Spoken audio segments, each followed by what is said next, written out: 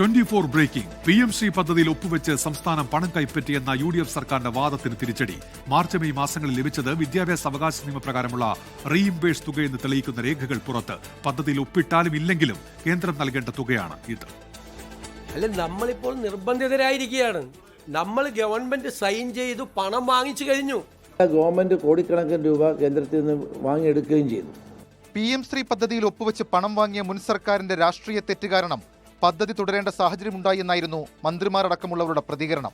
എന്നാൽ PM3യുമായി ബന്ധപ്പെട്ടുള്ള പണം സർക്കാരിന് ലഭിച്ചിട്ടില്ലെന്ന് രേഖകൾ വ്യക്തമാക്കുന്നു. മാർച്ചിലും മെയ്യിലും അനുവദിച്ച തുകയുമായി ബന്ധപ്പെട്ട മിനിറ്റ്സ് രേഖകളിലാണ് ഇതുള്ളത്. 2026 മാർച്ചിൽ കേന്ദ്രം 99.27 കോടി രൂപ സർക്കാരിന് നൽകി. 2026 മെയ് 20-ന് 106 കോടി രൂപ അനുവദിച്ചെങ്കിലും PM3യിൽ സംശയം പ്രകടിപ്പിച്ച സർക്കാർ നീക്കം കാരണം ഈ തുക സംസ്ഥാനത്തിന് ലഭിച്ചിട്ടില്ല. PM3 പദ്ധതി ഒപ്പിട്ടാലും ഇല്ലെങ്കിലും കേന്ദ്രം നൽകേണ്ട തുകയാണിത്.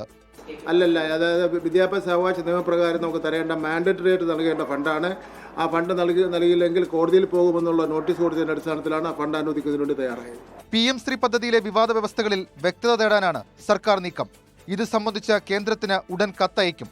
NEP നിർബന്ധമെന്ന വിവാദ വ്യവസ്ഥയിലും സ്കൂളുകളുടെ ഘടനാപരമായ മാറ്റത്തിലും ഇളവ് ആവശ്യപ്പെടും.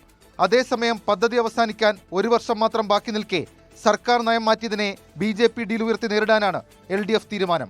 24 തിരുവനന്തപുരം.